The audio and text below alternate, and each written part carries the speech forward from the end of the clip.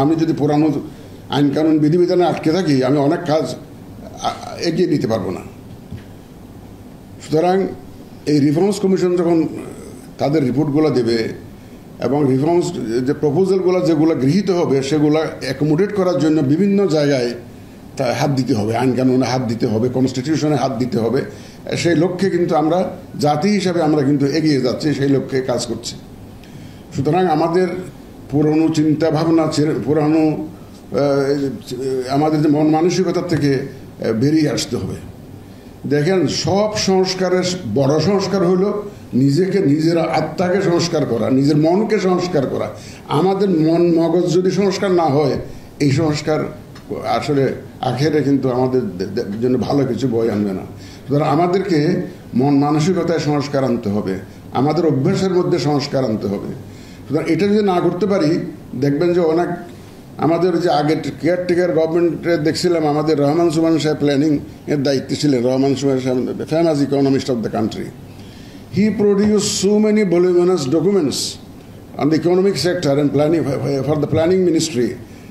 এগুলো আমাদের যে কোনো লেখাপড়ার জন্য, বিশ্ববিদ্যালয়ে পড়াশোনার জন্য একটা উত্তম দলিল, কিন্তু তেমন কোনো কিছু বাস্তবায়িত হয়েছে এমনটা দেখি নেই। উনি একদম মিনিস্ট্রি ওয়াইজ, ডিপার্টমেন্ট ওয়াইজ তো সুন্দর অনেকগুলো সুপারিশ দিয়েছিলেন। এটা ওই সম্ভবত 95 সালের কেয়ারটেকার গভর্নমেন্টের বোধ ছিলেন ওইটা। বেশ, এখনও প্ল্যানিং কমিশনে গেলে লাইব্রেরিতে ওনার সুপারিশগুলো পাবেন, কিন্তু hardly those reform proposals are accepted. কিন্তু আমাদের এইবার কিন্তু চিন্তাভাবনা তো যা দেখতেছে চারিদিক থেকে যে প্রেশার, রিফর্মস মানে শুধু রিফর্মস প্রপোজাল নয়, এগ্রিড প্রপোজালগুলো বাস্তবায়নের একটা চেষ্টা সরকারের তরফ থেকে কিন্তু দেখতে পাচ্ছি আমরা। সরকার চাচ্ছে যে যেগুলো রাজি হবেন সব মোটামুটিভাবে ঐক্যমত্যে আমরা কনসেনসাস হবে, সেগুলো মোটামুটিভাবে যাতে অধিকাংশ বাস্তবায়ন করা যায় সেই লক্ষ্যে কিন্তু সরকার কাজ করছে আমরা দেখতেছি। সুতরাং আমাদের এখানের জন্য একটা রিফর্মস কমিশন হয়েছে ইলেকট্রাল প্রসেস রিফর্মের জন্য। তারা কি সুপারিশ দেন আমরা জানি না, তো আমরা ধারণা করছি ওনারা যা সুপারিশ দেবেন তাতেও আমাদের বিধিবিধান, আইন কানুনে একটা পরিবর্তন আনতে হবে। সুতরাং এই লক্ষ্যে আমাদের লক্ষ্য হচ্ছে, আমাদের কমিটমেন্ট হচ্ছে, জাতির প্রতি প্রতিশ্রুতি হচ্ছে একটা free, fair and credible election জাতিকে উপহার দেওয়া, যেটার দিন জাতি বঞ্চিত হয়েছে। আমি তো প্রায় বলে থাকি, ওই যে আমাদের যারা বঞ্চিত কর্মকর্তারা যাচ্ছে এস্টাবলিশমেন্টে, সংস্থাপন মন্ত্রণালয়, জনপ্রশাসন মন্ত্রণালয়ে অনেকে আন্দোলন করছে, তাদের দাবি দেওয়া, তাদের বঞ্চনার তথ্য তুলে ধরছে। তা আমাদের 18 কোটি মানুষ, বঞ্চিত মানুষ কোথায় যাবে? ওরা তো বঞ্চিত, ভোটের অধিকার থেকে বঞ্চিত 18 কোটি মানুষ। এরা তো জনপ্রশাসন মন্ত্রণালয়ে গিয়ে যাওয়ার তো কোনো উপায় নেই তাদের। তারা আসবে আমাদের কাছে। 18 কোটি মানুষ যে বঞ্চিত, তাদের এই বঞ্চনার দুঃখ তারা বলার জন্য আছে, আমরা আছি। তা আমরা দায়িত্ব নিয়েছি ইনশাল্লাহ তাদের বঞ্চনা যাতে আমরা ঘুষাইতে পারি। তারা যে বঞ্চিত হয়েছে এতদিন, সেটা সেই ভোটের অধিকার থেকে বঞ্চিত হয়েছে, সেটা আমরা ঘুষাতে চাই। তাদের এই বঞ্চনার যে কষ্ট, সেটা আমরা দূর করতে চাই এবং আমরা আমাদের কমিটমেন্টে অটল আছি। তো আমরা আপনাদের সহযোগিতা চাইব। বিশেষ করে আমাদের যে কর্মকর্তা আছেন, যারা এই আজকে পার্টিসিপেন্ট হিসেবে আসছেন, ইভেন ট্রেনার হিসেবে আসছেন, তাদের একটা অত্যন্ত গুরু দায়িত্ব পড়েছে। শুধু আমাদের একার কমিশনের উপরে নয়, আমরা 4-5 জন মিলে তো আর সব কিছু ডেলিভার করতে পারবো না। আমরা হোয়াট এভার উই ডু, এটা থ্রু ইউ, আপনাদের মাধ্যমে আমাদের এটা করতে হবে। তো আজকে তো ট্রেনিং অফ ট্রেনার্স, একটা there is a subtle difference between teaching and training. এটা কিন্তু মনে রাখতে হবে আমাদের। মানে শিক্ষকতা এবং ট্রেনিংয়ের মধ্যে একটু ডিফারেন্স আছে। টিচিংটা হচ্ছে মোটামুটিভাবে এটা একাডেমিক টাইপ, শাস্ত্রীয় টেক্সট বুক পড়ে টোরে, কিছুটা হয়তো প্র্যাকটিক্যাল করে, কিন্তু মোটামুটিভাবে টেক্সট বুক নির্ভর হচ্ছে যে শিক্ষকতা। আর ট্রেনিংটা হচ্ছে একদম প্রায়োগিক, হাতে কলমে শিখিয়ে দেওয়া, কাজটা কিভাবে করবেন, প্রফেশনাল এক্সেলেন্স যেটা, সেটা অর্জন করা, সেটাই হচ্ছে ট্রেনিং। এটা শুধু শাস্ত্রীয় জ্ঞান দিয়ে কিন্তু এটা হয় না। আমরা প্রফেশনাল ওয়েতে কাজটা করব। প্রফেশনালের হওয়ার 3টা শর্ত আমি যতটুকু দেখেছি। প্রফেশনাল, কেউ যদি বলে যে আমি পেশাদার, আমি প্রফেশনাল, এটা মানেটা কি, অর্থটা কি? প্রফেশনাল মানে হচ্ছে নাম্বার 1 হচ্ছে আপনার একাডেমিক নলেজ থাকতে হবে। যে সাবজেক্টটা আপনি ডিল করছেন, যেটা আপনি কাজ করবেন, সে সম্পর্কে আপনার একটা academic knowledge is a must, প্রফেশনালের first requirement. Second requirement is আপনার ইউ মাস্ট হ্যাভ এক্সপিরিয়েন্স। যে আপনার যেটা একজন ডাক্তার ফর এক্সাম্পল, ওই যে আমি আর একটা মিটিংয়ে জানি কোথায় বলেছিলাম, এটা অ্যানাটমি, ফিজিওলজি, তারপরে মেডিসিন, ফার্মাকোলজি, এগুলো পড়তে হবে আপনাকে। তাহলে ডাক্তার হতে গেলে মিনিমাম। দেন আপনি ইন্টার্নি হলেন, চাকরি বাকরি করলেন, ডাক্তারি করলেন, করে এটা অভিজ্ঞতা অর্জন করলেন। তো প্রফেশনালের এই দ্বিতীয় গুণটা লাগবে, অভিজ্ঞতা লাগবে, প্র্যাকটিক্যাল কাজ করার একটা অভিজ্ঞতা লাগবে। থার্ড যেটা মোস্ট ইম্পর্ট্যান্ট, এথিক্যাল স্ট্যান্ডার্ড।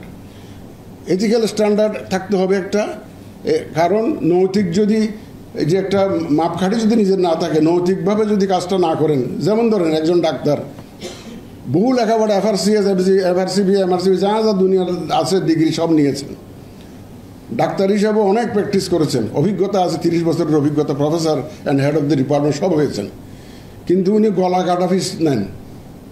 উনি বিশাল অঙ্ক ছাড়া কোনো রুগী দেখেন না। তার মানে ওনার এথিক্যাল স্ট্যান্ডার্ডটা মিট করে না। He is not a professional. যতই টেক্সট বুক নলেজ থাকুক, যতই অভিজ্ঞতা থাকুক, নৈতিক মানটা যদি না থাকে, তাকে আমরা প্রফেশনাল বলবো না। এই তিনটা মিনিমাম রিকোয়ারমেন্ট থাকলে একজনকে প্রফেশনাল বলা যায়, পেশাদার বলা যায়। আমরা আশা করব যে আমাদের অফিসাররা এই তিনটা ক্রাইটেরিয়া মিট করেই কাজ করবেন এইটা, এবং আমাদের এটা কিন্তু আপনাদের কাছ থেকে চাওয়া।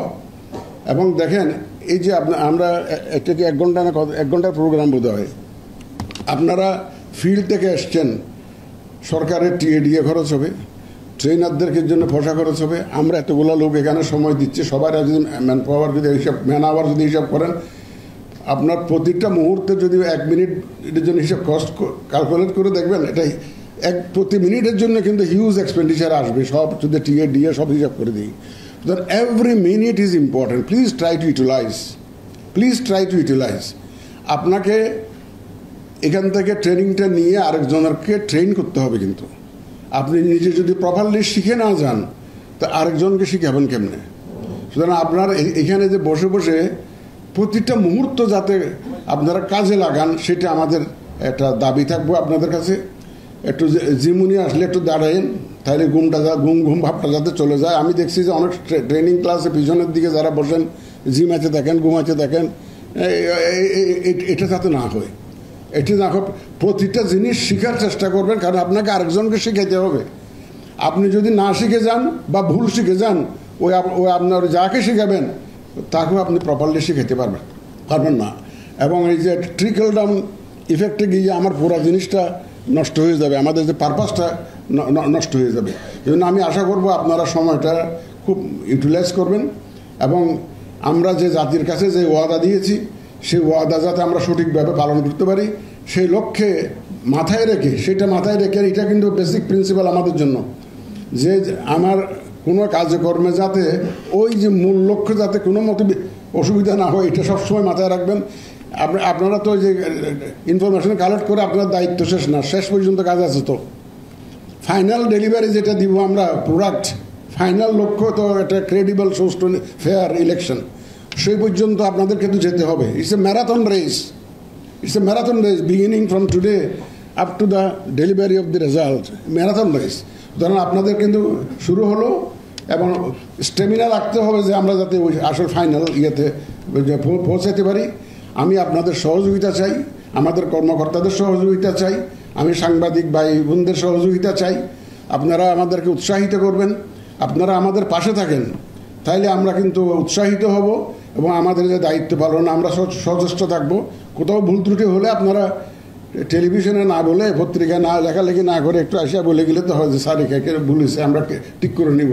এটা সারা জাতিকে, 18 কোটি লোককে জানানোর দরকারটা কি? কারণ আমরা তো কারেক্ট করতে রাজি, we are agreeable to correct our mistakes. আমরা তো কোনো একটা ভুল, যে মানুষ মাত্রই ভুল, আপনারা ভুল করেন না, সবাই তো ভুল করে, সাংবাদিক ভাইরা ভুল করেন না, সবাই তো ভুল করে, ভুল হতে পারে। আমাদের ইচ্ছাকৃত কোনো ভুল হবে না কাজ করতে গিয়া।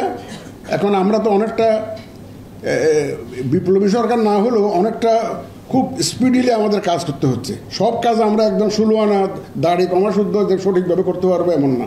সুতরাং কোথাও যদি ভুল হয়, একটু প্রাইভেটলি এসে বলে দিন যে আমরা আছি যে স্যার এখানে বোধহয় ভুল হচ্ছে, আমরা উইল কারেক্ট আওয়ার মিস্টেকস।